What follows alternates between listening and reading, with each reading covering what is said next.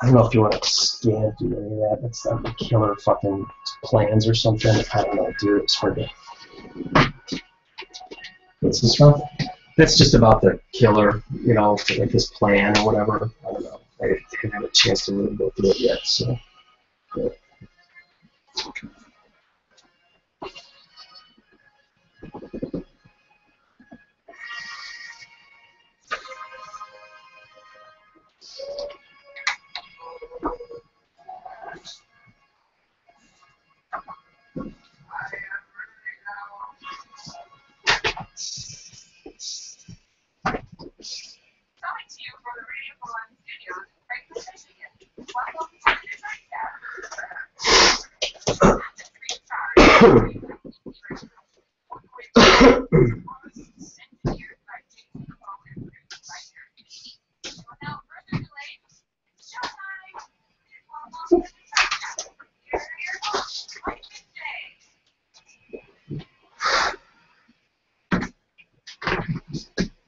Yes, sir, Mike and Jay.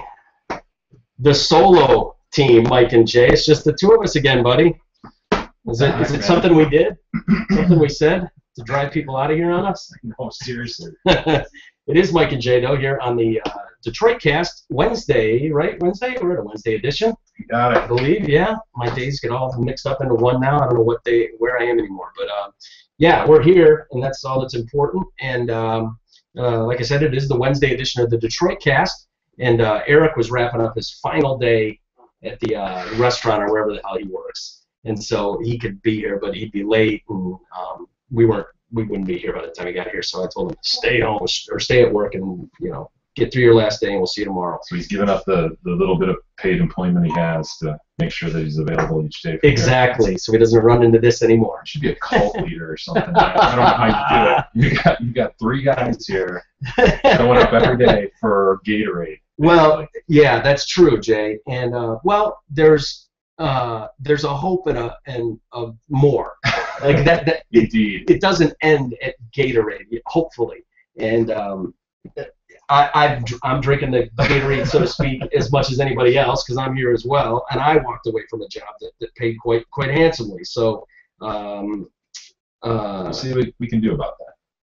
Yeah, exactly. Hold on, I'm writing Beth back.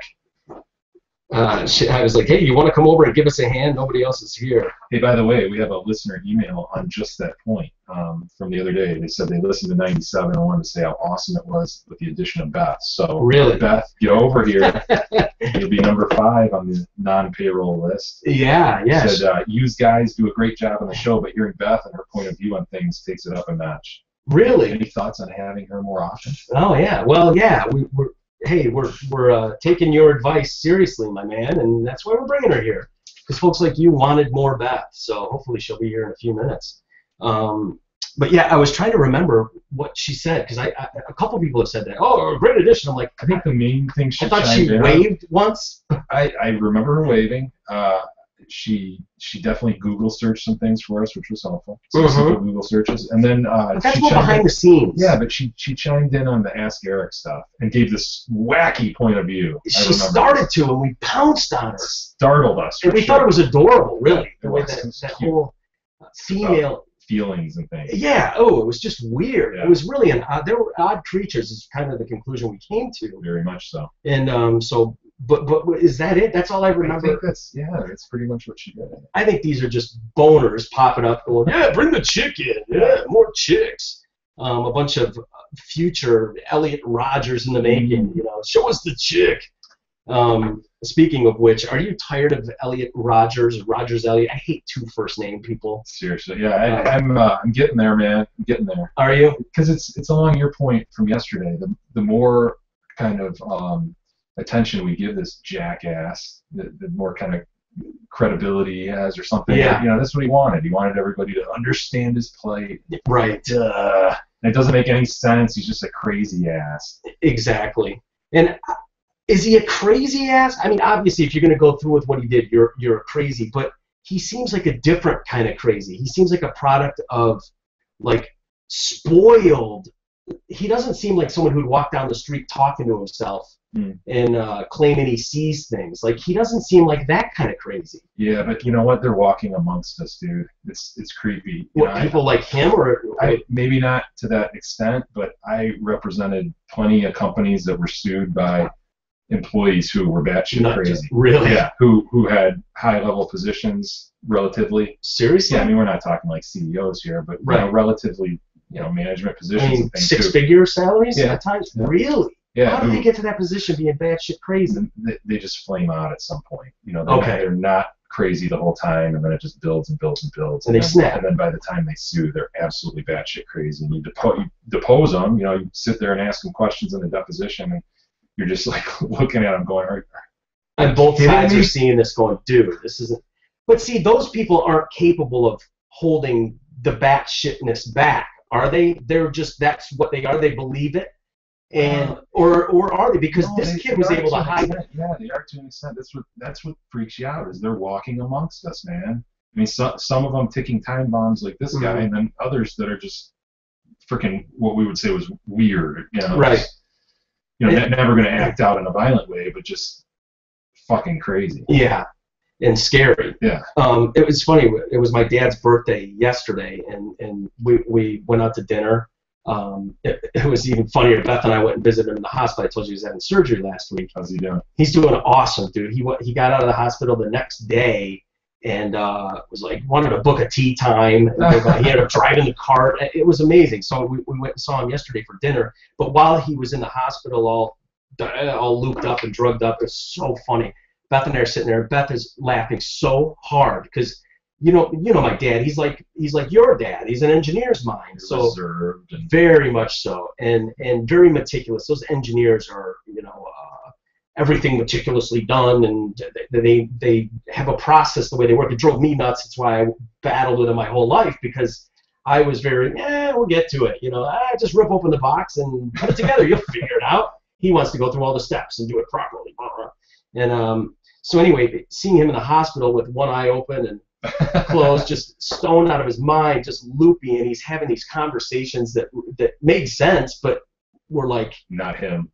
No, not at all. Talking about that's fun, man. Yeah, it was hilarious because he still had that engineer's mindset playing out, but he was just like crazy, trying to reason through it. That's great. Talking about how many calories are in jelly beans, and he didn't eat that many. He takes out the black ones because those turn your poop a different dark color. He's right.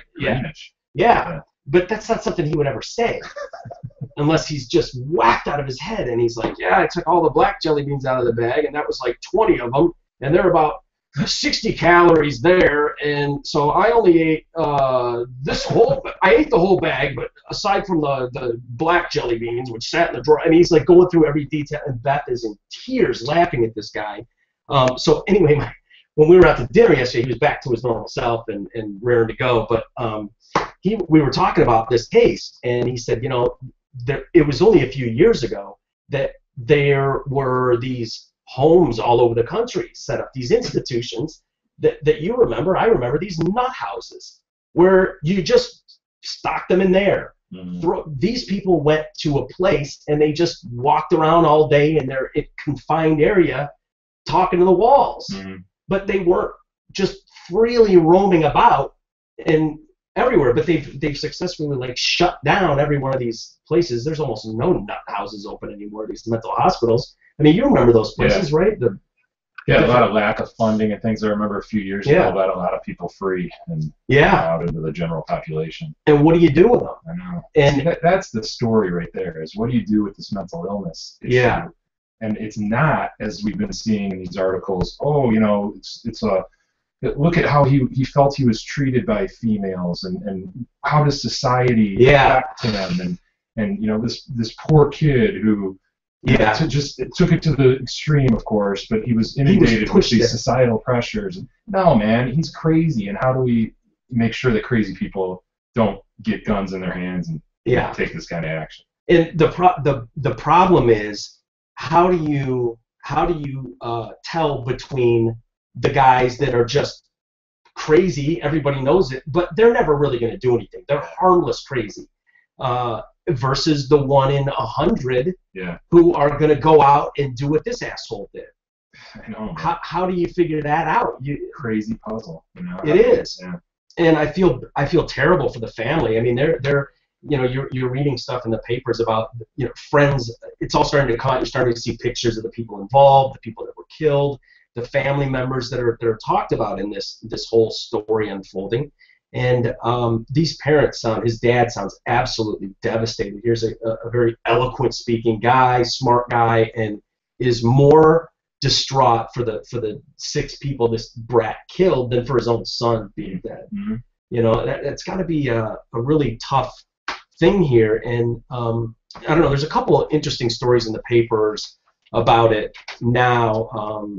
You know, why mass killers rant so publicly is one of them. You know, this video, why would they make this video? It spoke, and I'm reading from James Fox's article here in USA Today. Why would this young man devote so much time and energy to reporting on his pitiful existence? Why would he then publicly distribute a document that hardly portrays him in a positive light? Like many other rampage killers, most likely he felt the need to inform the world about his justification for carnage, that without his written words and recorded explanation, society would conclude he was just some deranged individual. Yeah, makes sense. True. It would have been that despite the bullying and social ostracism, he emerged victorious. No, far from. He apparently wanted us to know that he was the good guy, not the evil one, who was ready to exact retribution for the injustices he'd endured. He needed us to understand the mistreatment that he suffered at the hands of classmates who teased him for even kissed a girl, while undeserving men received all sorts of sexual favors. The irony is that he no longer is insignificant, but someone whom everyone is now talking cursors and warning signs for mass murder. The reality is that it's actually impossible to identify would-be citizens like him who express the same kind of frustrations about their social isolation, yet they never translate their disappointment into true. And detaining them is difficult. Like, on what grounds? You can't legitimately detain someone just because he expresses a desire for revenge is kind of where they go with this one. And then lastly here he says, the real downside of the media-driven dissection is in the message it sends to other obscure individuals who might seek the kind of attention they have been denied for so long. Although well-crafted, Rogers' words are not worthy of our continued study on public airwaves. For the sake of understanding, we could have benefited from the documentation offered within, but now it is time to turn the attention to individuals far more deserving than him. But yeah. On that note, bust out that 140-page manifesto. Let's read from that fucker again. I know, dude. No, you know what? That's right on. That dude's right on. He is, really. But he's guilty of it too. Yeah, I know. Right? You've got to report on it. It just happened. Yeah. But it's so true. How do you unravel the mystery of who's dangerous and who's not? It's impossible, man. Did you hear about the guy who was fired? Well, there's a couple things. The guy that was fired for his comments about it. This type of shit is driving me nuts, dude. This co-founder of this company, and it's gonna piss me off, and I'm gonna snap one day, Jay, and go fucking Rogers on your ass, because I already know whose side you're going to be on, Mister. Oh, let's listen. Let's hear what happened. Well, this tech guru who said Virgin Killer's sister was probably smoking hot is fired from company he co-founded after this backlash.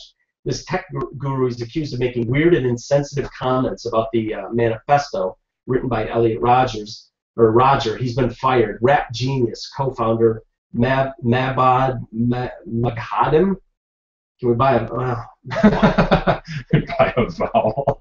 I was gonna say it, but he's got a few vowels in there. You know, it's a consonant. Yeah, there you go. He posted a series of bizarre annotations alongside extracts from the 141-page memoir, include one that Roger's sister must be smoking hot. He says here. Is she? Do we know? I think she is kind of hot, actually. This dude reminds me of the little brother in Wedding Crashers who sat off to the side and painted the whole time. Yeah. You know, just a little creepy guy. This big lips sitting there. He says, talked with my sister, my twisted world. He's got that, and they're showing his tweet here, so it's kind of hard to Elliot barely mentions his sister Georgia throughout the book. Towards the end, however, he tells us that they did not get along and becomes extremely angry when he hears her having sex with her boyfriend. My guess, his sister is smoking hot. And then another one, it says, it was the only time in my life that I would see a girl my age naked. He's talking about being like 6 years old. That Maddie girl he talks about who he ends up despising. They would take baths together, I guess, as little kids. And it's the only first and last time I'd see a girl my age naked. Something like that. And then this guy writes, Maddie will go on to attend USC and turn into a spoiled hottie. This is an artful sentence, beautifully written. This guy's being a smartass, clearly. So do you see what he's doing here? He's taking quotes from the manifesto itself in yellow, and then he's making his comment right below it, right? Yeah. So he says, in the words of Elliot Rodger, I can recall the first time I said the name on my lips. Beautifully written, he writes. So yeah, dude, they seem pretty harmless to me. What is fireable about that? What's his job? He's co-founder of this. I don't even know what that place is. Rap Genius. No idea. But it doesn't surprise me that other people are tweeting too now, and they're getting noticed for that as well. Someone writes here, is this guy for real? He's so cute. So weird how our minds work. So some chick wrote that. Nina, another chick, writes, such a shame. Elliot Rodger was hot. Oh, come on. Dude. This happened with that Don't Hard. Yeah, totally. Chicks went, and they say that happens all the time with like Scott Peterson and dudes all like the time. Get thrown in jail. Wedding proposals. Chicks, yeah. What the hell, man? That guy did that all in caps. Marissa writes, the guy that did that shooting in Santa Barbara is cute. You like big ass lips, I guess. Yeah. He never says he got teased because of his big ass lips, does he? No, but That's weird. Someone in this story, it was funny, I thought of you because someone in this story wrote like maybe him and his sister didn't get along because he was taking all of her lip gloss or something like that. Some comment about his lips. And then this dude writes, some guy writes, seriously, not one UCSB chick could have bit the bullet and dated the hot dude with the cool car? Hot dude. Yeah. Come on, stop it. But yeah, Jay, you're right. There is this weird phenom that happens with all of these guys. They don't even have to be quote unquote good looking guys. Like any of them, there's some weird thing that happens where these guys in jail meet girls and end up marrying them. It's some, I don't know what it is. Crazy attracts crazy. Dude, yeah, it is. By the way, they've got this Santa Barbara campus has got this big honor going on for these victims. The 6 victims of the rampage will be remembered today and yesterday in a day of mourning and reflection by the university where they studied. In a letter to the school, Henry Yang, the chancellor at UCSB there, said a memorial service will be held at Harder Stadium at 4 o'clock. This is a period of mourning. The candlelight vigil began the process of healing. Cheng Yuan Hung, 20, George Chen, 19, and Wilhan Wang. Those were the roommates. Those were the guys that were stabbed to death in the apartment they shared with Elliot Rodger, 22. Now, I'm sorry, this is probably kind of morbid, but how did this little weakling pussy guy go in and stab 3 fucking guys to death? I did one at a time. Well, obviously, but was it like nobody heard anything? And they must have been sleeping, I guess. I mean, that's what he said in his manifesto, or in his. Didn't he say that in his video? He said it somewhere. Oh, I want to stab them while they're sleeping. Oh, really? He said that somewhere. You would think that when you started that, though, you would hear it.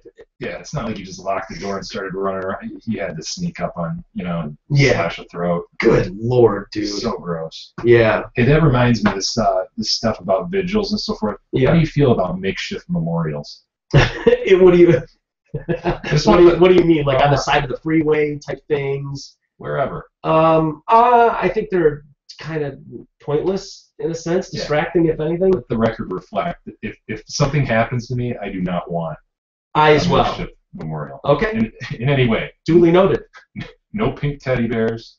Yeah. No plastic flowers. Yeah. Nothing of the sort. I would agree. There's a time and a place, and on the side of the road or wherever is not the time or the I place. don't need it. I wouldn't either. I wonder how most people would feel about that. If they would. I mean, it means well. I think most people would agree with us, but it's the people who are left behind that need some sort of outlet, I guess.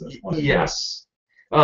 So are you talking about these ones here where outside the party store? Just reminded me with all the candles and stuff like that. Yeah. I don't know. I have no problem with the candlelit vigils they do, where everybody gathers in the the diag and has their hangs out together and tells stories and all that kind of thing. But yeah, you'll often see that where there was a car accident, there's some makeshift cross. Look at that son of a bitch. Oh, that little. Ooh.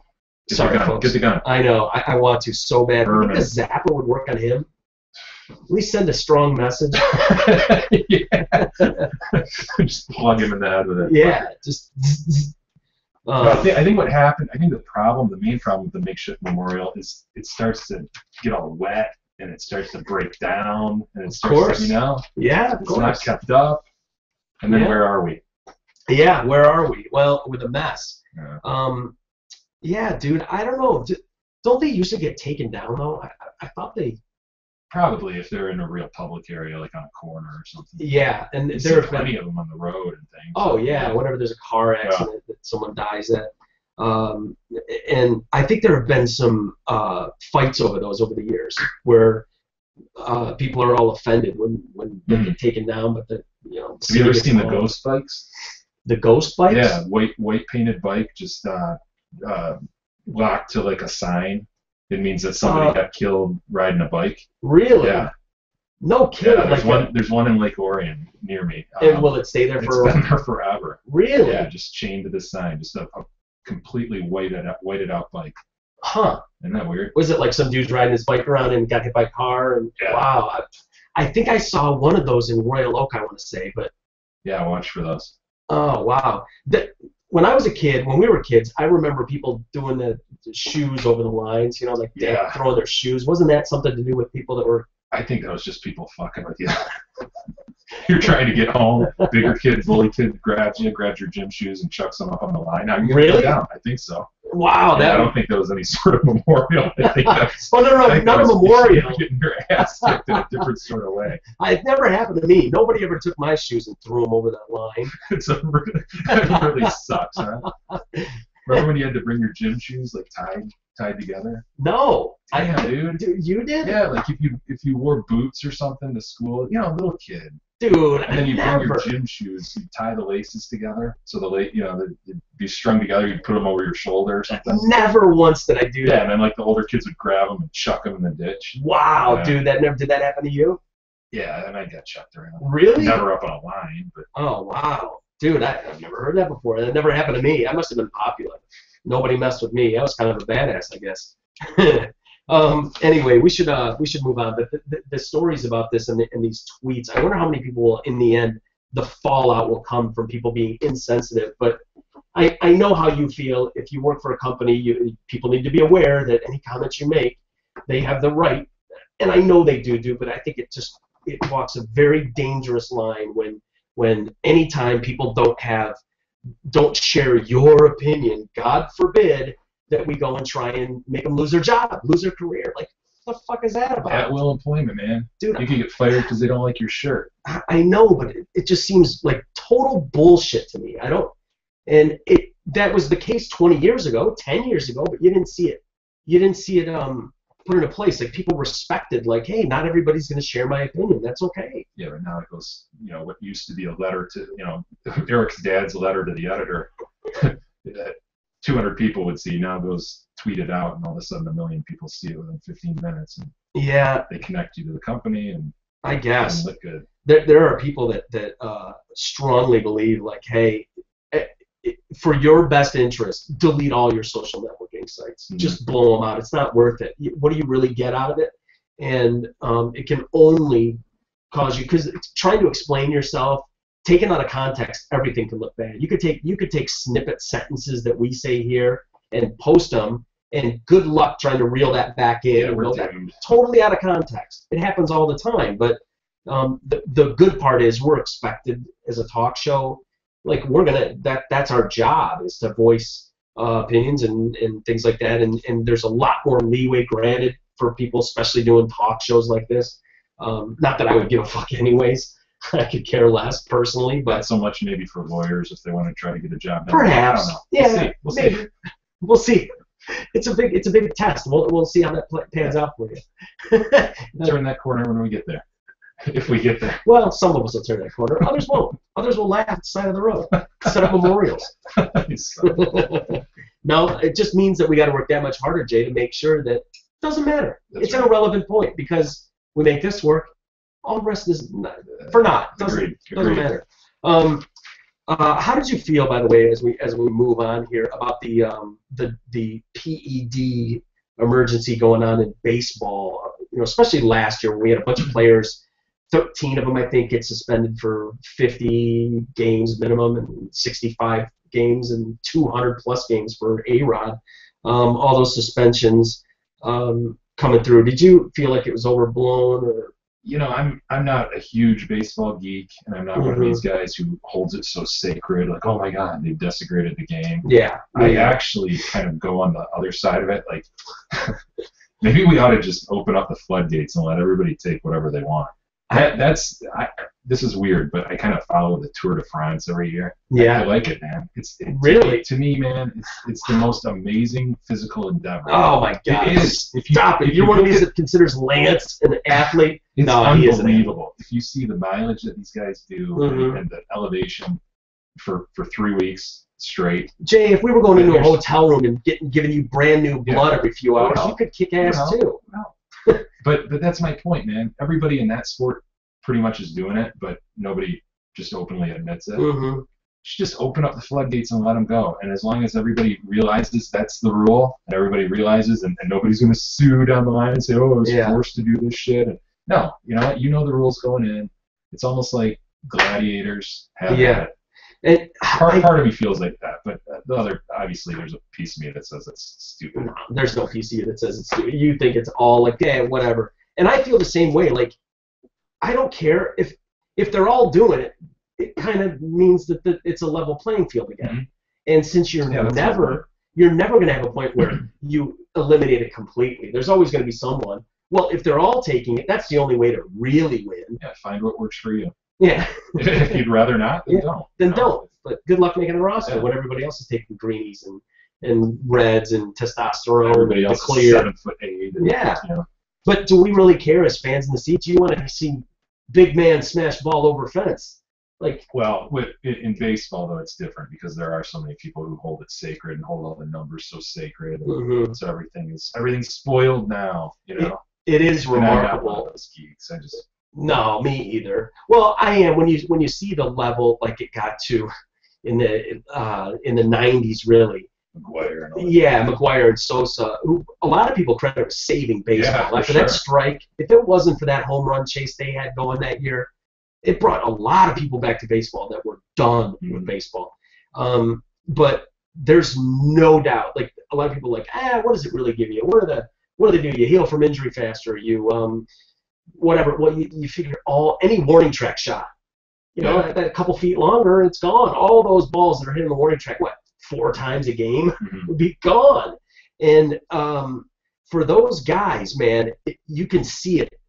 It jumps off the page. Records that were held sacred and didn't move for 100 years, just blown out of the water, obliterated. It was getting ridiculous. But anyway, so they ended up doing what we all know and coming down really hard on them. But so you had a number of players: Nelson Cruz, Melky Cabrera, Johnny Peralta, our very own Tiger, who I hated to see go. Hated to see him go. Well, they've all finished their suspension and whatnot, and they're coming back now. And how are those players doing? Now that they're clean now, the magnifying glass is on them, and so and all eyes are on them, and we're just starting now the balloting for the All-Star games. So we'll see what fans think too, whether they hold it against them. Right. And what do you think? Do you think they'll care? I think certain guys they'll not care. I think depending on the city and the guy. Well, think about it. Most fan voting goes on in your city. Yeah. People will go right down the list and check off all the Tigers first and foremost, and then you'll fill in spots, wherever. But for the most part, as fans why we have power to vote anyway is kind of ridiculous, as if we know. Yeah. Come on. But that's the way it is. Hey, Beth. What did you do? Did you try to commit suicide? Yeah. You did? Is everything okay? TV test. Oh. Yeah. Did you pass your TV test? I don't know if I got fired. Nice. Come on in. Welcome. There's your microphone. They're in high demand, by the way. Very high demand. No. We were reading several emails Oh, asking no. for you, demanding. you You get your ASAP. Hi. Taking Here she over is. the show. Uh-oh. Got you Sedley in the house. You should look her up and see how old she looks now. You are really offended by that. It's your voice. It's only your voice. God, where was I? What was I saying? So yeah, Fan we're voting. voting. Fan voting is going. It has not started, or it has started, and I think that people in this city, you'd still vote for Johnny Peralta. That's Yeah, right. yeah. Like they're not going to hold it again. No, I don't there think it'll were people, matter. there were people who were pissed last year. Maybe, but now that they're off him, and you know they're off him, if he's having a stellar season, you're going to vote for your guy. You're not going to hold that against him, Yeah. especially if he's on your team. Yeah, the question is down the line with Hall of Fame. Not that Johnny Peralta is a Hall of Famer, but Right. will any of these guys eventually get in the Hall? A totally different thing. Like the answer has been extremely loud. No, Yeah. they're the guys that would have absolutely been first ballot Hall of Famers. Bonds especially jumps on Clemens, yeah, and they're not anywhere close. Yeah. So it'll be interesting to see what history says down the line. Well, they For held those firm guys. with like Pete Rose. I bet they hold firm for a while at least. What do you think about Pete Rose, by the way? Do you think it's just ridiculous, or do you think it's he gambled on the game of baseball, and that's the worst of the worst violations? What he did is incredible as a player, Yeah. and I don't know, man. I think it's ridiculous to keep him out of the Hall. Because the fact is, he wasn't betting on baseball when he was playing. Yeah. And when he was betting on baseball, it was as a manager of his team, and he only bet on his team to win. Now, if he was betting on his team to lose, different story. Yeah. But they know how he betted. They know what he was doing. He wasn't. So, I don't know. It just seems like that turned into a war with him and the commissioner at the time, who was absolutely hated and despised him. But Speaking of that, is Dombrowski going to be the next commissioner? he'd be a good candidate. Mm-hmm. He really would. Yeah, that's a speculation that he'll be the next guy. That'd be too bad. I'd hate to lose him. Is it at the end of this season that Selig's done? Yeah. Yeah. Yep. I know it would be too bad. But how are these guys? How do you think these guys are doing? That are Like Milky and Mhm. Nelson Cruz and sort of. Yeah. I think overall they're doing okay, aren't they? they're doing really well. Is that right? Yeah, which goes to say, how much did the drugs really help them? These performance-enhancing drugs. Let's see here. Nelson Cruz, Major League leading 16 homers, American League best 45 ribbies. Melky Cabrera. Baltimore, right? Nelson Cruz. Nelson Cruz is Baltimore, yeah. Melky Cabrera, who I hated to see leave the Giants, is now with Toronto. He's a Blue Jay, hitting .322, 66 hits. Damn. Second in the league for his club in the AL East. Johnny Peralta, ex-Tiger, again, hated to see him go. Yeah. Nobody more clutch than Johnny. He's with the Cardinals and ranked second among all shortstops with 9 homers. Phillies Marlon Byrd hitting. He was with the Dodgers, wasn't he? Don't know. Well, either way, he's hitting .289 with 6 homers, 29 ribbies. Definitely a candidate to earn his second All-Star nod, they say. Brewer, Ryan Braun. Yeah, how's he doing? Despite missing time with an injury, he's batting .304 with 7 homers and 21 ribbies. I mean, they're doing great. He was the one who was really outspoken, right? Yeah, and they hammered him for that. They gave him a longer suspension for lying and blah, blah, blah. But it'll be interesting to see. But most of the players they talk to are saying, hey, listen, they served their time. They did the crime. They got caught. They served their time. And you don't hold it against them now. Sort of like Beth's viewpoint with small business and criminals. Right. Exactly. I think she expressed that pretty well as a sophomore in high school. She did. Mr. Fady. And if we ever get the whole class back here together, we'll go through it because I have her actual letter now. She was able to find. She was able to find. I don't know if people can see it. She was able to actually find the actual letter that by Beth Dillon that she wrote. Accompanied by some very fine artwork on the back. Yeah, I was going to ask you who did that. Kind of Obviously a fan of very whoever did this was very, very strong with the game movement. Clearly. I think it was my I was just gonna say. I think it was the Joseph and the Technicolor Dreamcoat. Self-portrait. Really? Or was that a self-portrait with the blonde hair? Me in the Technicolor Dreamcoat. Were you in that? Technicolor socks? No, but I think we watched it. I'm so confused right now. I don't even know what you guys are talking about. It's a play, dude. Exactly. Exactly. No, way out of my league. What's the matter with this show? What happened? We used to talk about dicks and farting, and now we're talking about plays and Aggie Sedley. I don't know where I am anymore. Beth Dillon is a student journalist in Lakeland High School. So yeah, one day when everyone's here, we'll have to read that to Eric and see what really set his dad off.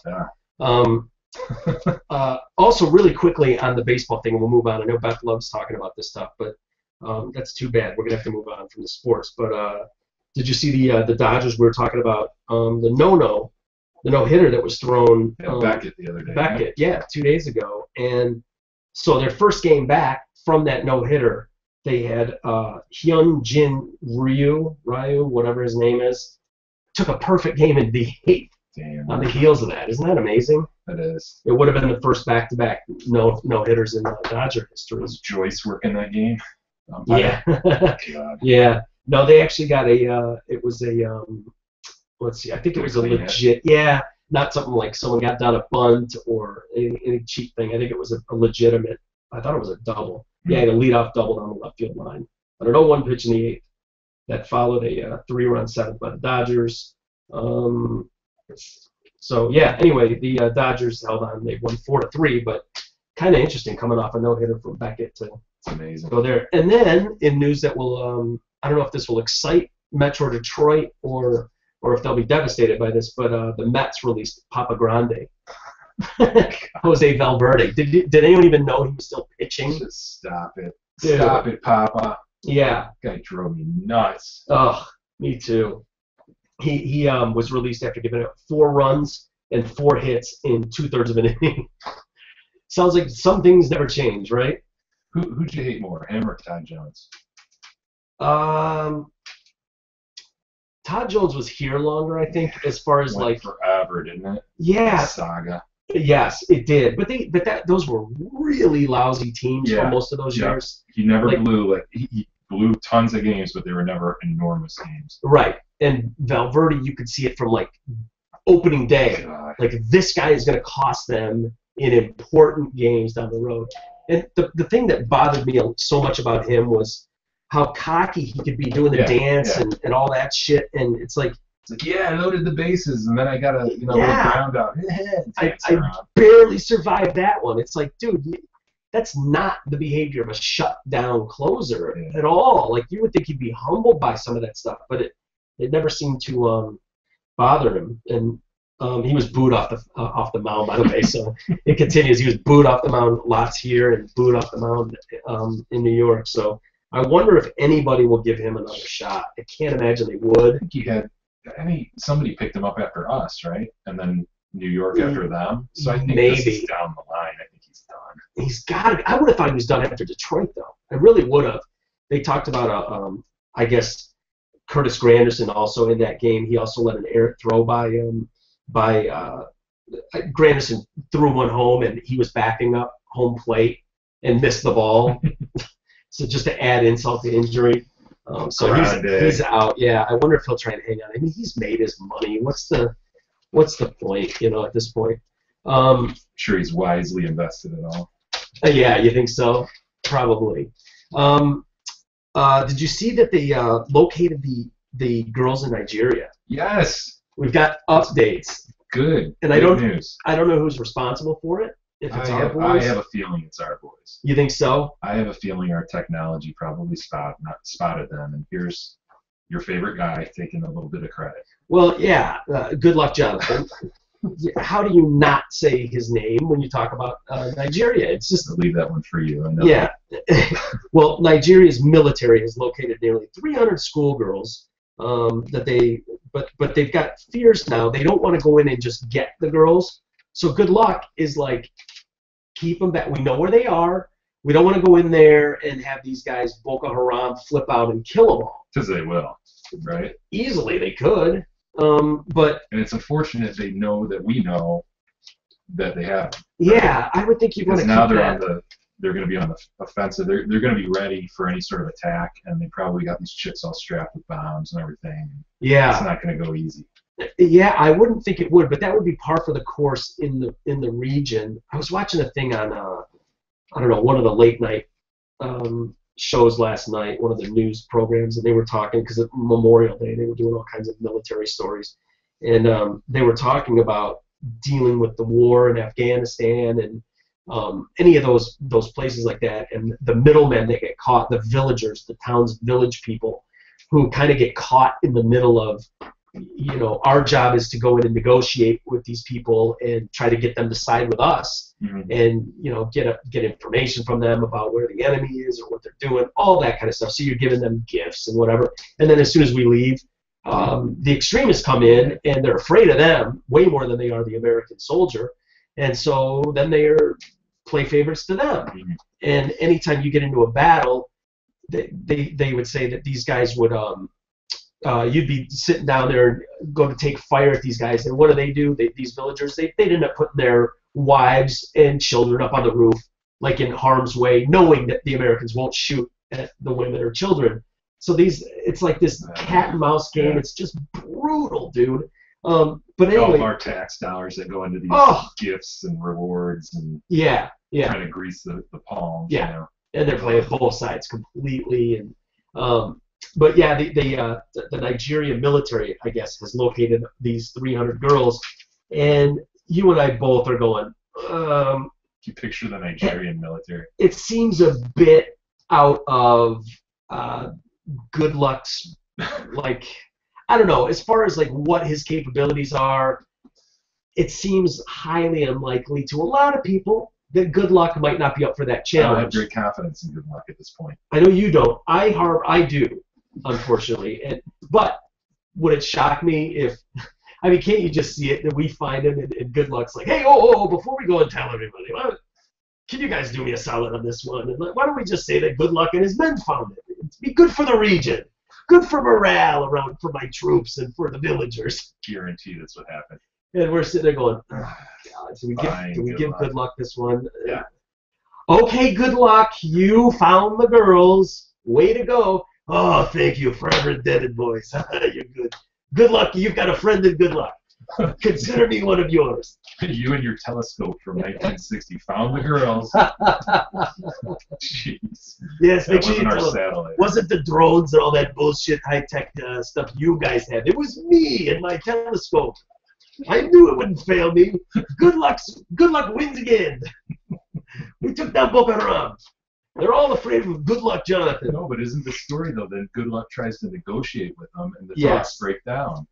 Good Luck's dropping the ball, man. I've got no confidence. Well, so they say. They're trying to shine an ill light on Good Luck. And it's all political? It's not working in my... I see through that bullshit. I know what's going on. If Good Luck truly wanted to strike a deal, Good Luck would strike a deal. Trust me. It's just the kind of man Good Luck Jonathan is. And...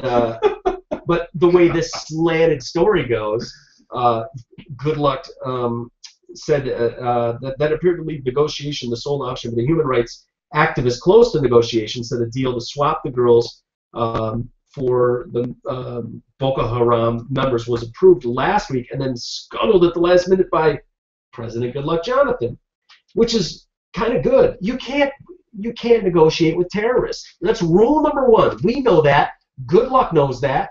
And he's not going to fall for that. He's not going to... Dude, you can't free a bunch of the prisoners that Boko Haram wants. And Good Luck's not going to fucking fold to their demands. Good for him. And Jonathan said that officials that he would not consider an exchange. Is this Good Luck Jonathan we're talking about? Of course. Yeah, Good Luck Jonathan. American planes have been searching for the girls in Britain, France, Israel, and other countries have sent experts in surveillance and hostage negotiation. Defense Department spokesman said the department cannot confirm the reports about Nigerian girls at this point. So with all that technology, still, no. Good Luck found them. No, you fucking didn't. I love that little footnote at the bottom. Oh, by the way, Britain and the U.S. sent a bunch of shit over here. Yeah. But they're not confirming anything. Dude, they're sitting back on motherfucking Good Luck. Shut your trap. Dude, you think so? Yes, we got this under control. Shut up. You've already let them know that we know, and now you put them in harm's way. Do you think the fact that Good Luck is holding pressers and doing this, bungled this whole thing? Is he not bungled it? Like, if this was left to the U.S. military, do you think that we know about this right now, or do you think they wait until they have a plan in action? That's what I said a week ago. My feeling was we knew where they were, but they didn't feel like it was time to go in. Yeah. I'm surprised they have all 300 of them together. It sounds like, according to this report, give or take. But still, I would have thought they'd have split them up. But yeah, it was always my feeling that we'd be able to identify where they were, and it was just a matter of how we go about extracting. Well, I found it hard to believe right out of the gate that when they initially, like a pack of 300 girls plus Boko Haram members, that's a big group of people to just take off.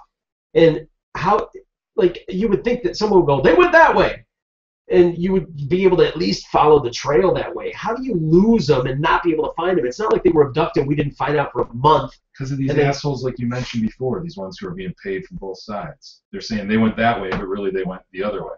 Yeah. And so, they're all throwing you off the scent. And it's just a mess of an area of the world, man. Yeah. Good Luck's got his hands full. It certainly does. There's no doubt about it.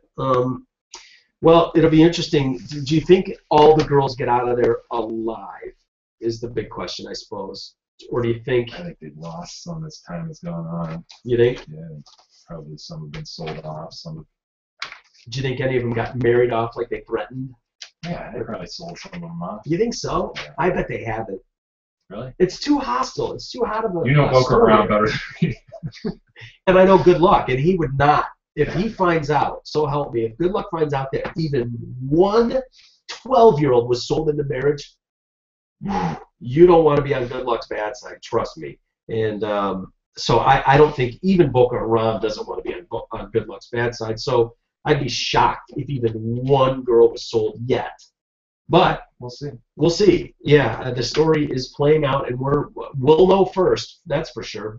Good Luck will tell us. Our military won't, but Good Luck sure as hell will. And I wonder if any of those girls would want to be married off to a royal. Do you think if the opportunity arose? Dude, what are you referring to, Mike? I'm referring to this ridiculous story about this new reality show. I Want to Marry Harry. Have you heard about that show? Yeah, it's kind of like that. I don't know the title of it, but that jackass guy who they said was a multi-millionaire. Joe Millionaire. Joe Millionaire. Evan. I think of that. Joe Millionaire. Evan Marriott. Yes. Whereas was his real name. God, what a bone. I don't even know that. Oh my God, we talked about it. Great depth. Oh my God. Months. Because he's such a lunkhead. Yeah, he was a cement head. Seriously, dude. There was nothing going on in Joe Millionaire's head. It was just, I'm a crane operator. 20 grand a year. And, yep, I'm not going to believe this, but I'm not a millionaire. Yep, my name's Joe. And, I mean, he was a total cement head, but the chicks, they were able to just, like, put blinders on and just, he's a millionaire. I'll take it. He's perfect. But we should probably ask Beth.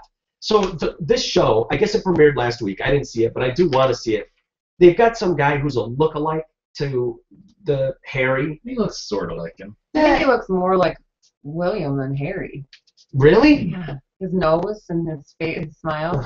I mean, I can see it in both of them, but But they had different fathers. Seriously. For sure. There's no doubt about that. We all agree on that, right? Polo guy. Yeah. The polo guy is Harry's dad. For sure. And I think I look at the other one and he's just bald. He's just a bald. Yeah, let me see this picture. Like he really looks like Harry. And I guess he had posted a picture of himself online on some website that does celebrity lookalikes. And as soon as they saw him, they're like, "Oh, there's our Harry." And so I'll have to say, Beth is. I think he looks like a mix between the two. Yeah. Really? Yeah, he does. The hair is Harry. But his nose and mouth looks more like William. Oh, wow! Now that picture, I kind of see what you're talking about. And the other one, I didn't. Maybe that's what's confused these ladies. Well, what if you were a girl and contacted, if you were looking for love, and executives at Fox said, "Hey, we want you to be a part of this new show. How would you get like the opportunity, a 1 in 20 chance to marry Harry?" Would you take one look at that guy and go, "Oh, I'm in"? Or would you go, "That's not fucking Harry, are you kidding me?" Oh, yeah, I wouldn't have, no, that's not fucking Harry. Or back up, would you go, "Wait, this is Fox calling me about a chance to right. Harry, the English prince?" Yeah, first of all, my first thought would be, there's no way that Harry would do a show like that, so... Right! Yeah, but this is Harry, the fun guy, right? He's the guy in Vegas. Naked. He plays, strip poker and runs around naked. Still. No? Like Fox reality? No? I would think that anybody, clearly I'm wrong, but I would think that anybody would go, "Wait a minute, why would Prince Harry be looking to Fox Television to find a girlfriend?" Like, that makes no sense at all. But yet they found some contestants, didn't they? They did. How many chicks? Like 15 of them? Sort of a bachelor? That's what it sounds like. And it sounds like they don't get much interaction with him. They've taken them to England, and they have them live in this extravagant castle with maids and all this stuff. But it sounds like they don't show him. And I don't know how this works. I haven't seen it. I should probably see it first. But it sounds like they just see like glimpses of him, enough to like fall for. Oh yeah, that's him. So I don't know, dude. They didn't get many viewers. 1.9 million viewers. There's 7 more episodes. Matthew Hicks is this guy's name, pretending to be fourth in line. They gave him a red dye. They dyed his hair red. He's the prize for 12 American women who spend 6 weeks in an English palace competing to win the heart of a guy they are led to believe is Prince Harry. The promise depends on the girls not being clear on what the real Harry looks like and how the royal family works. It also depends on their belief in the possibility of a fairy tale romance with a prince. Let's see.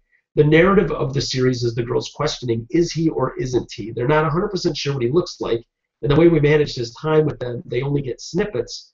And their impression is he lives in a castle like this and has a butler and maids. They say a good time is had by all. But yeah, but him, Matthew, is like, "Oh yeah, it's a complete no-brainer." He works for some environmental consulting firm in Southwest London. "I got to spend 6 weeks being treated like a royal, having a blast, being waited on by servants, meeting really cool chicks, and going on fantastic dates. Anyone would have done it. Let's crack on." Treated like a royal. Yeah. Think about that. This country has this whole family that they finance. I know. In this they don't have much power. Oh no power. They're not politically. Right. Politically, zero power, but they're princes and queens. It's a fairy tale. Dude, it is the most ridiculous thing that this family is financed and treated the way they are forever. And people say, "Well, we have our royalty. It's all the bullshit, Kardashians and all these people that we worship." Totally different. It is totally different. We don't. Our tax money doesn't go to finance these assholes. Mm-hmm. But I guess that's what separates, the U.S. fundamentally from, we left this, as Spicoli so aptly said, we left this England place because it was bogus. Yeah, that's true. So if we don't get some cool girls like Pronto, we'll just be bogus too. So I guess it's just a fundamental difference. I guess I don't know as much about the Royals as I thought I did, but why is that? I don't know, because I wish I could go into great detail right now about what's wrong with the whole thing, but I don't know enough about it to go in depth about it. But it just seems so absurd that this family is financed by. That's all you need to know, man. I know, but it just doesn't make any sense. Why? They travel around. Why? I don't know. As ambassadors? Tradition. But where did it start? Who said? 1,000 years ago. I know, but why? I want to know why. It seems silly, but yeah. Good luck to them, I suppose. I hope someone marries Harry. Where's the end game with this, Jay? Dude, it's gonna be a mess. Where's the end game? It's gonna be worse than Joe Millionaire. Probably. I wonder if they'll be pissed or if they'll be, I wonder if he'll get laid like Joe Millionaire definitely did in that one episode. Remember that? Did he? He didn't get married in No, he got laid. Oh yeah, No. I banged all of them. Yeah, the chick. No, but there was one that was absolutely. Sir? There was one that was like caught on tape. Remember that? And that was boy. yeah. Yeah. And that was shocking at the time. Obviously, The Bachelor and Bachelorette, they all do. They're all made. Yeah, they are. Yeah. But at that point, it was like, oh my God, he really is. You know. Mm-hmm. So this dude's gonna just crank away at these chicks, and then wow. You find out it's not really him, and yeah. I don't know, dude. But as we make fun of the royal system there, I guess our political system isn't much better here. Have you seen this dude running for office again at the age of 91? Absurd. Dude. Why, man? Just go retire. What is that makes a 91-year-old or an 85-year-old not want to just pack it in and go enjoy retirement? Is it just pure ego? It's got to be. Man. Dude, we're talking about Republican Ralph Hall. Insists he still has a lot to offer in Congress, and talks about wanting to fix Obamacare and fight the regulations of the EPA, and that he says are killing jobs. His vision for the future is at issue as he seeks renomination to the House seat he first won in 1980. Oh man! Good Lord, dude! How long was Dingle in there though? Dingle was in forever. For 55 years, dude. He's been there for since 1955 or something. And Dingle was the longest one. He's retiring this year. Yeah. But he's been in the longest. This guy started in 1980. So he's going for his 18th time up for nomination, because every 2 years they have a vote. But dude, isn't that fundamentally un-American to keep electing the same guy over and over? Like that's why they do the elections every 2 years, so you don't get this stuff going on. You know what though? It could be as simple as he's just trying to protect his spot for the party. You know, so much of it comes down to count now in terms of who's Democrat, who's Republican, and he's just, you know, he's the name that everybody recognizes on the ballot, and there's such name recognition in all those votes. Mm-hmm. So many people, just like you, Scotty Bowman, voting for Scotty Bowman. Yeah, but a name you like or you recognize, boom, they're in. Yeah, that's true. But his name, if his name was Scotty Bowman, I could see that. But it's not. Yeah, but he's been there so long. He is the Conyers of that area. Right. Dingle. Yeah. No, you're right. Where when nobody knows otherwise, they go, oh, okay, Conyers, boom. You know? So how do you defeat that? You change your name to Steve Eisman and you run against him and you win in a landslide, dude. Who's not voting for Steve Eisman? You would. I would. Aggie Usentley would. Beth would. Oh man. But yeah, I wonder if he'll win. At 91, dude. Yeah, that's he will. All those guys with the name recognition, if they want to win, if they want to do it again, they'll get reelected. It's incredible. Yeah, and you're probably right, Jay, because they mention here that the Texas GOP members of Congress have helped Hall boost his campaign treasury, providing him with campaign donations. I guess this guy going against him, Ratcliffe, is spending a ton. He's got his own fortune, and he's spending a lot of money. And that's why they would do that, not because he's such a swell guy, because they want to protect the vibrant and young and ready to make change. No, that's not him. Speaking of change and laws, I thought this was interesting. In California, Sacramento to be specific, the Sex Offender Management Board is recommending to legislature that only high-risk offenders, such as kidnappers and extremely violent predators, should be required to register for life. Is it about time they looked into that? It always seems so absurd to me that any casual like kids who are take a piss outside behind a bar can literally wind up on that sex registry list for life. Ugh. Dude, why has it taken this long for anybody to try and look into that? It has been a while, hasn't it? Yeah. Registries have been around a long time, and there's a lot of people who, like you say, have been screwed by just taking a piss or being 18 when their girlfriend's 16 or something. Right, yeah. Just some technicality, which you know damn well was not what the law was intended for. I think they actually even call those Romeo and Juliet situations. Do they? Yeah, because they're so prevalent. They actually have a name for them. And another one and hopefully more places follow suit, because it just seems, I think everybody across the board recognizes That's absurd. When you're talking about your block and knowing which ones are the sex offenders, do you really care about the kid that walked out of a bar at 2 in the morning and took a piss behind a dumpster? Or do you really care about the guy that's jacking off the Dairy Queen in front of your kid? There's a slight difference in the two. I'm going to go with the latter. Yeah, right? I think most sane people would. And then this Maryland, Ocean City, 60 signs placed on a boardwalk. They're on the lamp pots or lamp posts are they've got these signs they're posting now with no profanity, please. Not an enforceable law. It's not a law. It can't be legally enforced, but it's just a suggestion. Not a giant waste of funds at all. Like yeah, how many signs? 60 of them. Yeah. Like seriously, what? Like who is that meant to apply towards?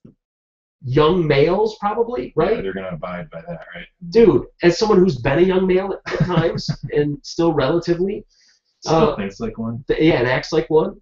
Would that have affected us in any way, or would that made it just the opposite effect? Totally. Hey, fuck yeah, your son. Totally. And that's exactly it. If anything, it would remind you. Oh yeah, profanity. I know how to do that. I forgot it. Yeah, fuck your signs. Did you hear about that kid in Brighton last week or the week before? I think some teenager. They were at one of the parks near downtown, and his friends were skateboarding, and the policeman like asked him not to skateboard or something like that, and he went to give him a ticket, and one of his friends was like, "Oh man, fuck this," and the policeman gave the kid a ticket. He said that in front of the cop. For swearing within like some parameter of a public playground where kids could potentially be playing, and a small child could potentially hear language like that. And nobody was around. It was like a Sunday something, and nobody was around. Nobody was at the park. He fought it. I think he was fighting it. Did he win, or is it still going? I don't know. Wow. But yeah, he got a ticket because the police officer wanted to teach him a lesson because you shouldn't be saying language like that near a park where a little child might hear him. And he wasn't yelling at him. Is there more disrespect to the cop though? No, that I would see. That I could see. If that's his purpose, is saying, wait a second, you little punk ass. Yeah. I'm going to get you somehow. I agree. It sucks that you're using kind of a technicality to whack him. But yeah. At some point, you got to show these little punk asses they can't. But I don't think he was swearing to the cop. It sounded like he kind of was under his breath, like, oh man, like that fucking sucks. You know, like. Yeah. But, which I can see both sides of it because there definitely is we're right now in society there is a lack of respect completely for law enforcement in a lot of respects, and you see people talking back, and nothing will piss off a cop more. It's like a judge, dude. If you go into a courtroom and swear, they'll go ballistic. Most judges, right? Yeah. I mean, they don't take kindly to that at all, and it's totally about respect. It's not that they're a fez. Yeah. but they're not prudes. If you got that guy at the bar, a judge afterwards, you could say anything you wanted to him. But in his courtroom, it's just a respect thing, and so yeah, that sucks that they would do that. But you're probably right, dude. There's some technicality, like I'll get you a little prick on something. Yeah. But yeah, I think they'll find that skate punks. Well, in Maryland, I think they'll find it'll have the reverse effect. Yeah. Going by pointing it out and bringing it to light, you're just going to amplify it totally. Well, why don't we take a quick 5-minute break, and then we'll come back. We should probably talk, Jay, about the chick that was trapped in her car for 6 days, which we've had this story for a little bit here, and we keep meaning to do it and just run out of time. But it's quite an amazing story, and maybe if I can vent about e-cigarettes just for a minute. Sure. And then a few emails as well. Sure. How about we do that? We'll do it all coming up next here on the Detroitcast. What did you do? I had to log in as a guest because. Hey, did you close it dude? Right now? I mean, okay. ASAP, so. I don't know how to switch users. Oh no. Where did everything go? It was Mike Walters, and I couldn't log in under you. I didn't know your password, so I put it under guest. All you need to do is switch user here. I'm pissed real quick. I gotta get back to it. Okay. Yeah, dude, that's fine, Jay. Yeah, all that shit is pulled up for. It wasn't here. It was locked. I couldn't log in. All you have to do is hit enter, return. It's not locked.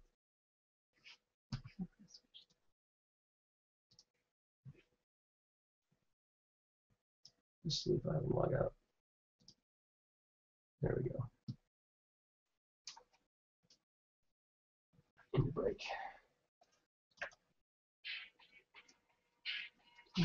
Sorry.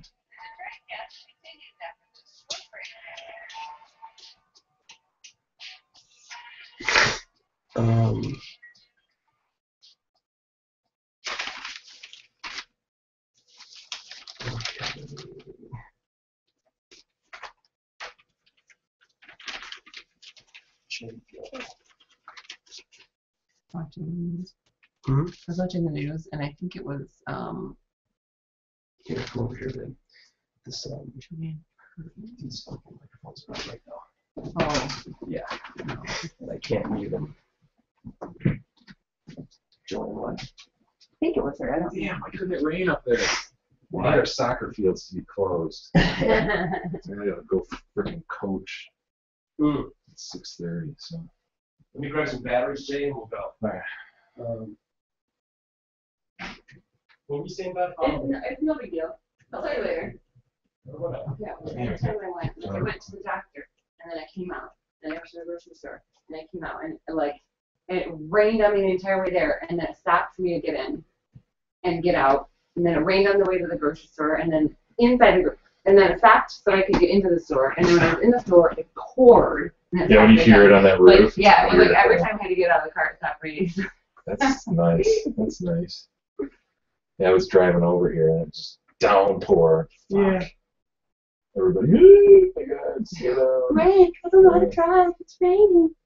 Where are the soccer fields? Like Oregon. I wonder if they're getting more rain, though. I know, I'm waiting for it. They usually will text if they are closing. So I gotta just get through this soccer season. And then this really sucks having to be like, oh, I gotta go. Mm.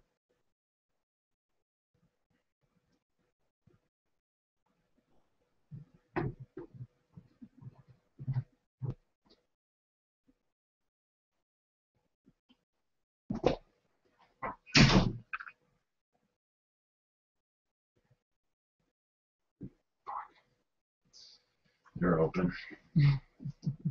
All right. When you got 5 minutes, Jay, or so? Yeah, 5 Okay. minutes. All right. Let's go and then Beth and I just wrap it up. That's all right. What are you gonna do? Do you want to hit the back one right there?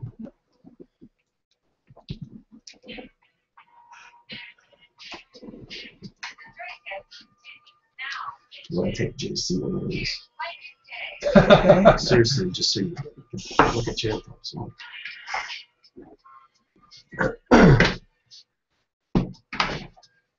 All right, we're back on the Detroit Cast, a Wednesday edition. Mike and Jay here, Beth filling in as well. And just got a few minutes here before you got to book it to a soccer game. You coaching? Or? Yeah. Gotta get through this season, man. I know. Don't full time here. No, Stop dude. bugging out like this. Sorry. Don't feel bad. This was the deal we knew right out of the gate. You had plans Shit on that the were. calendar. Yeah, exactly. So we're making our way through it. It'll be over soon, and then we can go full bore. I'm just glad you're able to be here at all during this. I wouldn't have done it if I was you.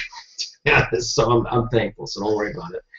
But yeah, dude, we've been hanging on to this story for days now. But and I know you're familiar with it. This Kristen Hopkins, who gets into a car accident, dude, ends up going off her car goes off this 120-foot cliff, and she ends up getting trapped in her car for 6 days. Dude, think about what we were doing 6 days ago. I don't even know. Last Monday. I mean, that's It's- incredible, dude, to think of sitting there that long. Dude, no Trapped food, in a no car. water. You're injured as shit. She's a mother of 4. She's 43 years old. She recalls waking up in the upside down vehicle. I remember waking up. It was daylight, and I was like, "What the heck happened?" One thing I did, I don't know why. I tried to turn the car on.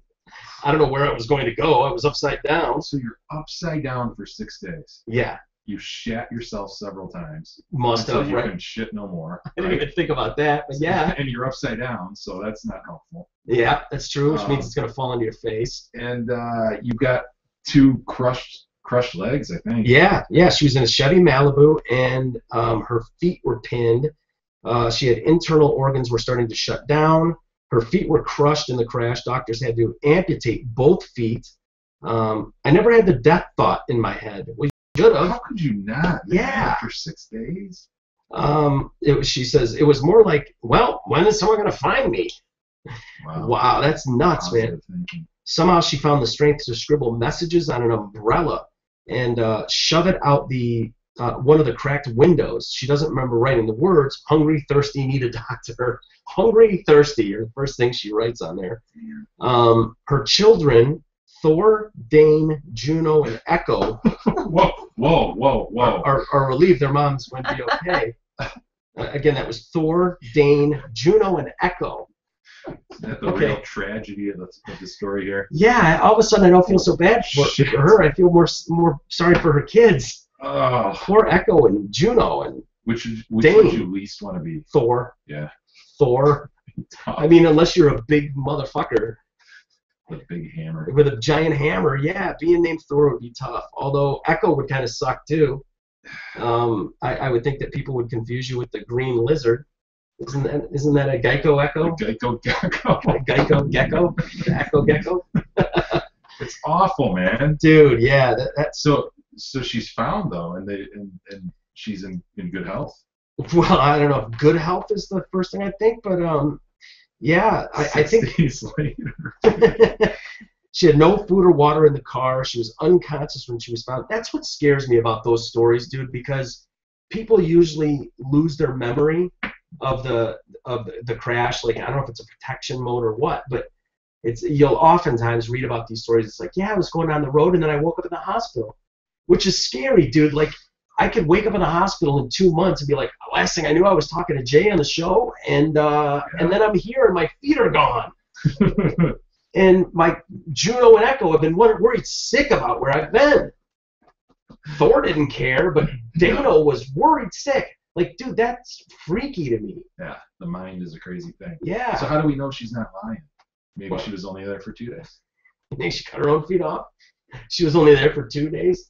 I think that would be one of those things that, A, why would there be a need to lie about that?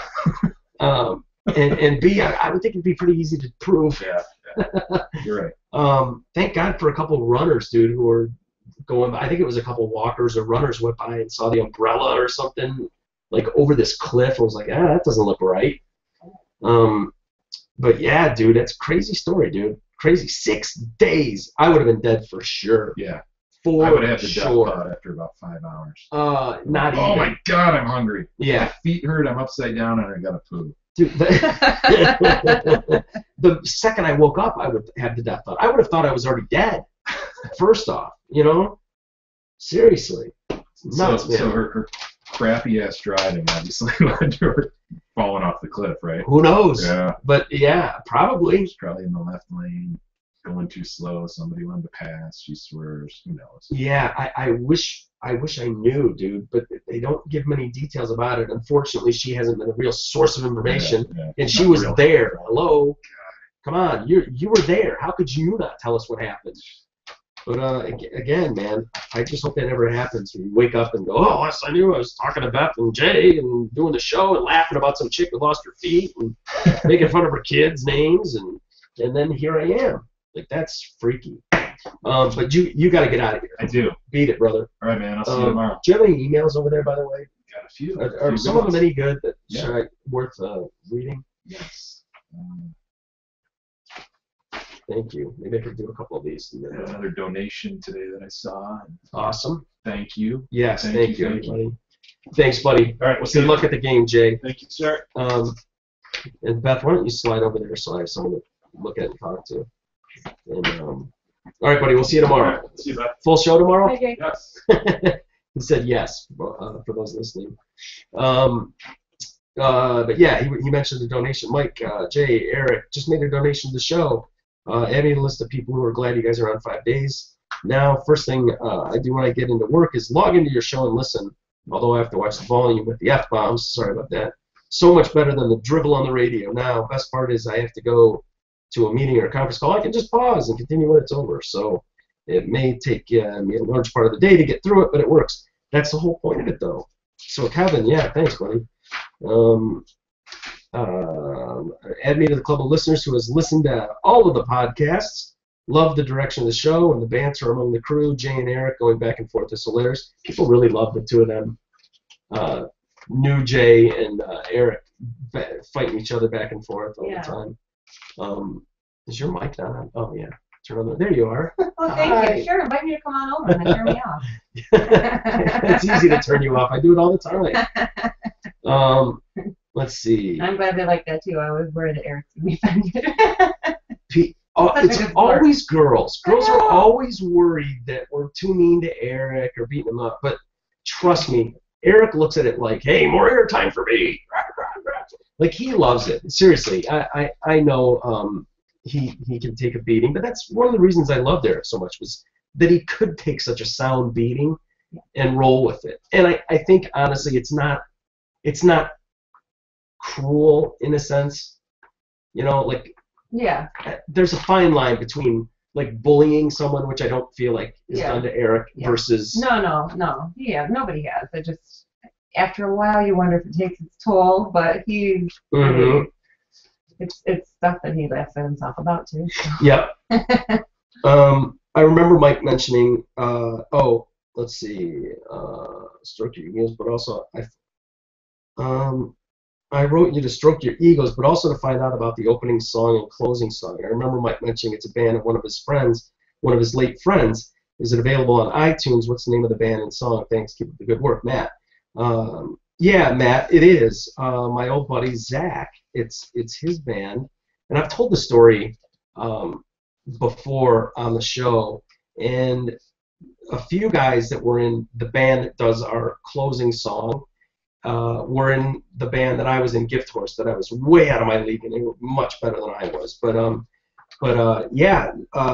We lost Zach a little over a year ago, and he was an amazing singer, one of my best friends on the earth, and he was really instrumental in all of this here. He was really one of my biggest supporters of my career, really, in radio, and really pushed me hard and often to do more. Like, you need to do your own thing. You have your own show, and so when I started to build the studio, it was not meant to be what it is now, but it was, when I started building this at the time, I figured we'd still be doing the Drew and Mike show, and it'd be a place for Mark and I to practice this craft, I guess. And then things went the way they did and whatever. But Zach was really the guy that pressed me hard, like, dude, you got to build that studio and all that kind of stuff. So when I did end up getting this studio done, it was just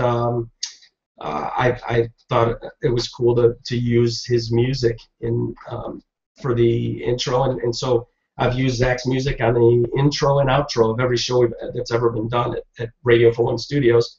And that's the band that we were in was a little lighter, the music in Gift Horse, and I wanted something with a little more attitude, a little heavier, and so Blackwater Station is the name of that band, and the guys that were in it were awesome guys, all of them. Bruce on guitar, and Zach on vocals, and John McKenzie on guitar and vocals, and McFarlane on drums, and Eric on bass. I don't think I'm leaving anybody out. But those guys were amazing, amazing musicians, and that was recorded, years and years ago. That was in 91, 92. They were kids at the time that song was made. 19 years old, 18 years old, something like that. But I still love it. It's a song called Heavy Skeleton, and it's hard to find, and a lot of people have asked me about it. So what I'll do is I'll take that album and put it on our site, like the whole thing, I think. And if anybody wants it, you can have it and check it out. They're great musicians, and Zach's voice was, in my humble opinion, one of the finest out there. So it's an honor to use that every day, and that's why I left his vocal on at the very end. I used to just have the music fed, but it was like it was kind of defeating the purpose. I wanted to showcase Zach's talents, but I didn't have the vocals on there. So when Beth ends her talking part. That's why the vocal part is on there at the very, very end. That's Zach. So that's why I did that. Anyway, kind of a long, lengthy explanation, Matt. But there you go. There's the story about Blackwater Station and the song that we use at the start and end of the show, which is Heavy Skeleton. And like I say, when we have time, I'll throw them up on the site and you can check them out. And anybody that likes that style of music will definitely enjoy it. It's great stuff. So couple more here. We got from Brett. I just listened to number 97. I want to say how awesome it was with the addition of Beth. Hey. There you go. And I'm back. You guys do a great job on the show, but hearing Beth and her point of view on things takes it up a notch. Any thoughts on having her more often? Yeah. There you go, Brett. Just for you, buddy. Talking up too much. They might get a little too overrun with all the estrogen in the room. That's right. We're not going to have that. Feed it, you. Let's see here. Ericisms and other crap to fling his way from Mark here. Not to beat up on an injured man, but please flog him one more time for me. One, speak into the mic, you ass. I am sure you learned that it specs Howard, genius. I am driving on the freeway and hear this side comment from across the room. I can't hear him. Number two, my 6-year-old can articulate herself more efficiently than he can. Take out his you-knows, ums, and other transitional delays, and your show just got 15 minutes shorter. Think about each word before it comes out. Please start running a list of Ericisms, words he butchers or misuses. It's truly entertaining. That's what I love about Eric. It's a funny contrast considering his dad wrote me a letter about, eloquently, like, very eloquently written letter and about, the lessons of life and very well put and very few grammatical errors, and yet here we have his offspring. Who doesn't know but there from there. Or there, and there, 2, 2, and 2.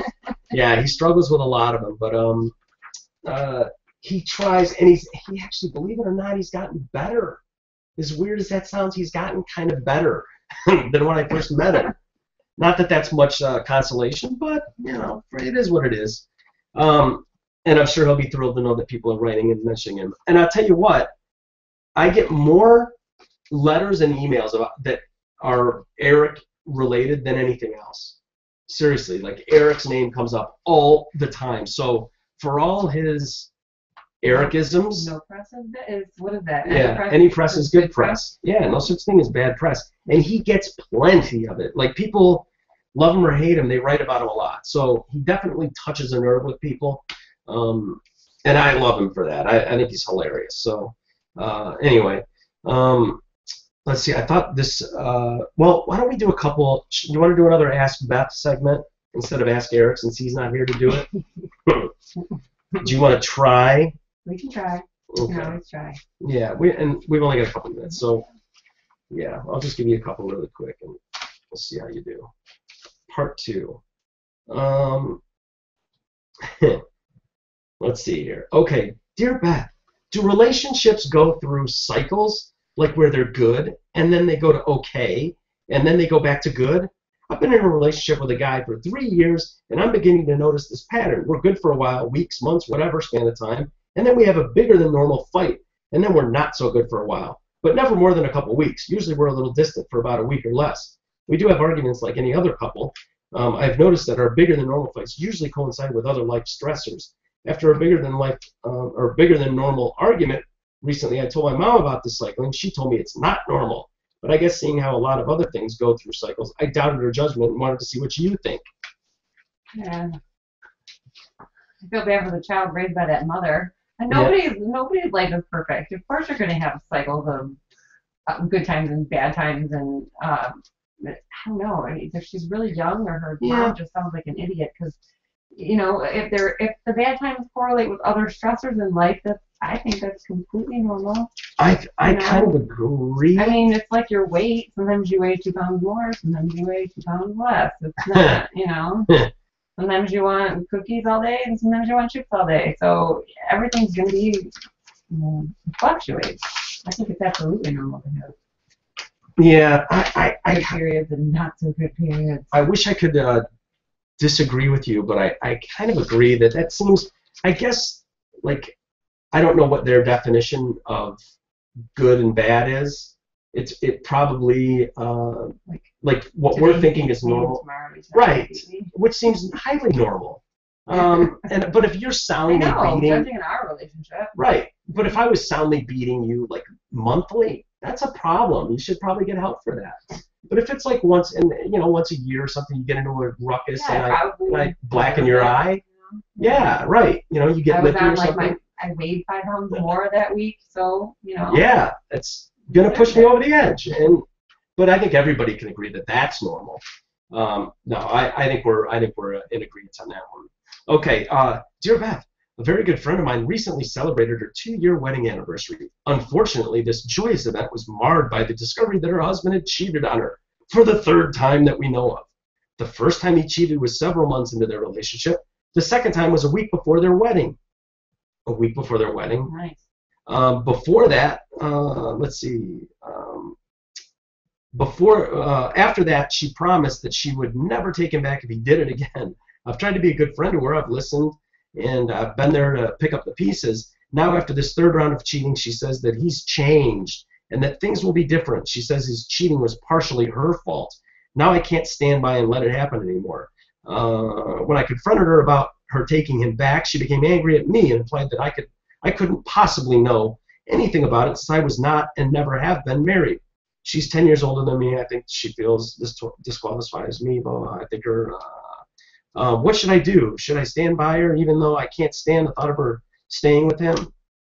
Frustrated friend. Yeah. Once a cheater, always a cheater. Right? Yeah. Do you think there's ever is there ever something where you could go, okay, I could forgive that, it was a one-time, blah, blah, blah. Is there ever a circumstance where you could go and look past it, or is it just like, in your opinion, across the board, like cheater is a cheater is a cheater? I mean, in this situation, I would say a cheater is a cheater because For this sure. is the 3rd time. Yeah. I mean, come on. There's no change I in mean, that. I guess depending on her age, she said she's 10 years older. So if Then her there's, friend. Then Then her friend, not her husband, though. Right, of her friend. So like in life experience, I don't know how long the couple's been married. If she's like Them 2 years. 52 and they've been married, okay, so that's not very long. I mean, if there's a huge history there, what I'm trying to say is and there's many life events that go on. Maybe like the other couples are having a bad time. Maybe they both are feeling like they're going back. Maybe there's a situation that I don't know if it's like a one-time thing and you go to therapy, you can get through it. Maybe, depending on the two people. Yes. That's a big maybe. So I get a pass one time? Now other situations. I get a free I don't one. have anything, so. What? You just said I get a free pass once. No. One-time pass. Like, I gotta go bullshit I didn't say therapy. one-time pass. I said depends on You what's going did. on. You said we'd have to go to therapy and all that horse shit, but as long as I do that, I get a free pass one time. Well, you don't either. You don't. Bullshit. No way. You couldn't. Look at me. I'm beautiful. Elliot Rogers beautiful. If you're so beautiful, then why does the girl Well, I think it would be, like, I know, and I'm sure there's situations, and everybody has their problems and troubles, but that one, like, when I think about it, it seems okay for me to do, but when I put the shoe on the other foot, I can't imagine getting through that. Like, it would be really hard to look at you and not see, like, oh my God, someone else's dick was in there. Like, that's a pretty deep level of hurt there, Yeah. Like, I guess it goes back to communication too. Like, I don't see why, if you really are that driven to cheat on something, why can't you just sit down with your partner and have a conversation and say, look, like, I'm not, like, there's something needs to happen. I'm thinking about doing this, or I want to separate, or. How realistic is that, though? You think guys are going to sit down with a girl and go, hey, I'm thinking about banging this chick at work? No, but if there are issues with loss of attraction or loss of romance or whatever, right. Like, you need, like, better to bring it up. Like you wear your dirty shoes to the house. Like someone's going to say, hey, dude, don't wear your dirty shoes to the house. And you might change that habit. Like, yeah. It's about asking for what you want and need, and being open to giving up what you don't want, and whether it's separating, not separating, like cheating or. That's a good. I don't know. That's a good point. I don't like this. I'm usually used to We getting Americans- Eric's answers. We that don't Americans make don't like sense. to communicate. No, you're right. We have to follow our, impulses and do what we want to do in that moment. Yeah. But the only thing I would say on the once a cheater, always a cheater thing, I do think there is there's something to, like, when we were younger in high school and later with guys, I think there were a lot of guys, and I'm not, I'm no different, but that maybe could just because guys cheat on their girlfriend doesn't mean they're necessarily always going to be that guy. I think a lot of us were immature partiers, and right, okay, so what you I mean? cheat on your girlfriend when you're 17 and now you're 42 and you're not, so that I'm not, but in this situation, he's Right. obviously cheated. And he didn't stop and he kept doing it. No, this guy's a pig, clearly. If you've cheated on the same girl 3 times, you're married 2 years, including a week before the wedding, I blame the chick. She's a moron. Why would you ever go through that wedding? The second time he's cheated on you was a week before your wedding. You can't keep your dick out of some stranger a week before your wedding. He's an idiot, and she's a bigger idiot. Mm-hmm. Clearly. Well, I wonder if she found out, like, after the wedding, Well, so no, it doesn't. And I would think most girls, I don't know if that shatters confidence. If, like, I know a lot of girls would automatically think, what's wrong with me? That's a common thought that women have. Like, what am I doing that's not good enough? They blame themselves. What did I do to deserve this? What did I do to him to drive him to that? Instead of going, no, he's a fucking pig, and he disrespected our relationship, whatever. So a girl like that, needs to fucking run from a guy like that. All right, you want to do one more? And I'll just kind of blindly pick one more for us, and then we'll call it here. Can you hear the rain out there? Yeah. It's just wailing away. Yeah. Let me see if I can find it here. Oh, and did you hear about that black bear, by the way, in Pennsylvania? I was just reading about it today. This authorities find this young black bear that appeared in this Philadelphia suburb over the weekend. It's been euthanized. They killed the black bear. Why? Because he had a broken foot.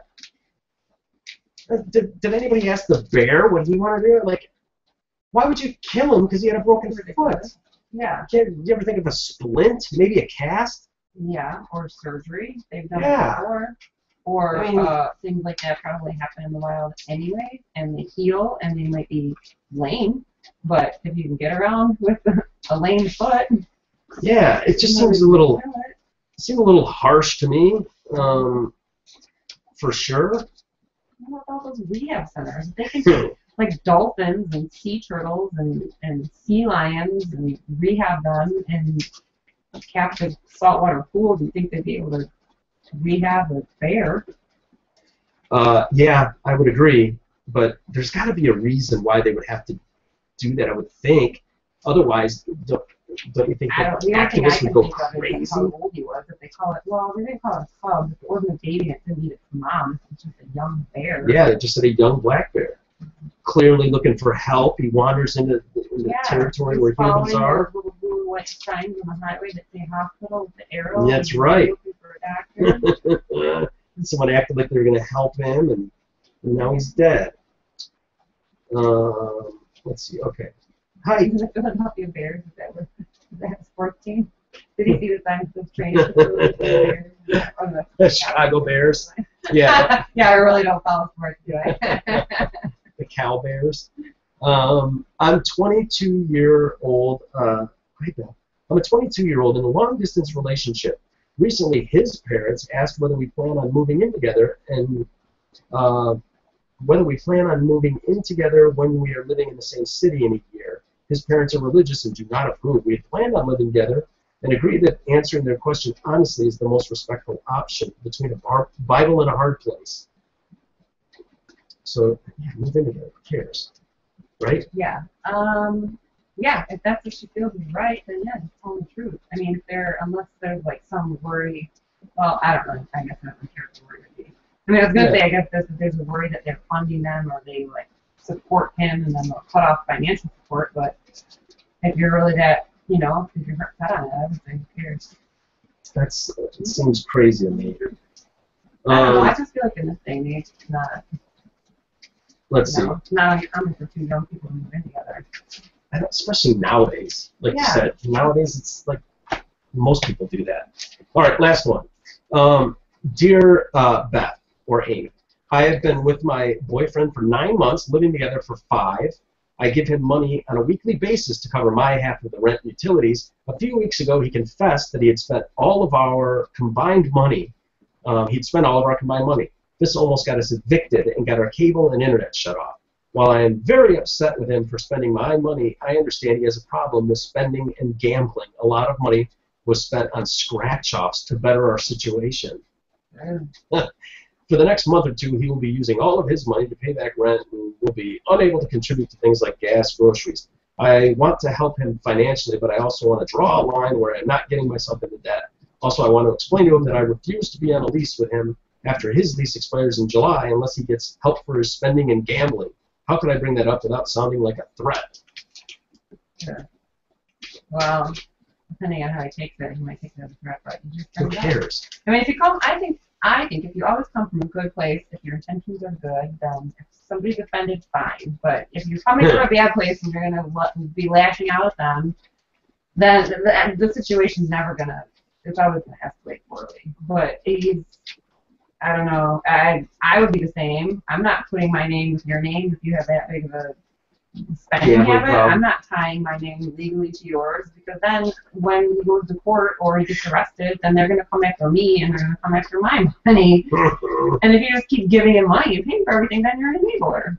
So, I mean, it comes down to if you really truly love this person, you want to be with them, then if you're helping them by giving them money, it's a so he obviously needs to go to therapy, and he obviously needs to be working on this for the rest of his life, and unless there comes to a point where like he can't prove that he can continually work on it and get better, then I would say cut the ties. If you don't, I would want to be in a relationship where it's not beneficial to me. Like if it's always a relationship that's always bringing you down and frustrating you and causing negativity in your life, then if the person's not willing to work to better that, then they're not worth being anyway. That's a pretty big,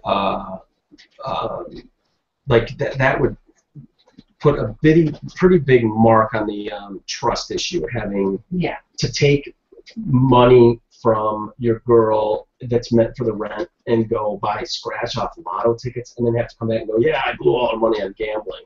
But the Bears should have covered. Yeah. Like, I thought it was going to win. I was trying to justify it. I was trying to better our situation. Had I won the lottery, you'd be thanking me. Like, it's a gamble. That's exactly what that is. That's crazy. Gamble. That's no crazy. guarantee that you're going to win. I mean, this is a gamble. Having a studio down here, doing a show, and trying to monetize it, make a living is a gamble. Yeah, true, fair, but it feels different than a lotto ticket. Yeah. Right. Oh yeah. So there are, I guess you assess the risk, but that just seems like an idiotic. It's not worth taking it under any situation, and yeah, that's a tough one. That's tough. But well, all right, Beth. Should we what do we call it a day? And I should have a full crew here tomorrow. I don't have to come rushing from my doctor's appointment. Yes. With slashes all over your arm. That's a good look. So yeah, thanks for hanging in. If anybody's still listening to us right now, who knows? But we should be back in fine form tomorrow, and we'll do it all over again. But thank you guys all so much for the donations. It's been amazing to see some of the things people have sent in. It's great. The $500 one. Pay my own bill. Not yours. I'm just buying lotto tickets. Come on. Yeah, and there's been a few that have given us $100 a pop, even $20, $10. It's all awesome, and it's greatly appreciated. And trying to keep things afloat until we can get into real money with, however, advertising or whatever we end up going with, and one day closer every day, right? So thank you guys so much, and keep spreading the word and liking the Facebook page. So all those things, believe it or not, you hear said all the time by people. They do mean a lot when you're trying to monetize things. People want to know what they're spending their money on and who's listening. And so those, as simple as it sounds, spreading word and clicking the like, those bring up those numbers that are absolutely critical if you're trying to go where we're trying to go and make this thing last and be a viable show going forward. It's critical. Without that, it doesn't work. Period. So that's really important. Tell your friends. Yeah. Anybody you think will like it or not like it, who cares? Tell them anyways. The more word gets around and the more people that check it out, the better our chances are for making this work long term. So with that, we'll wrap it here for the Wednesday edition of the Detroit Cast. Thank you all again. Thank you, Meg, for coming by and hanging out. We really appreciate it. Anytime. And we'll do it again tomorrow. We'll see you then. Have a good day, everybody.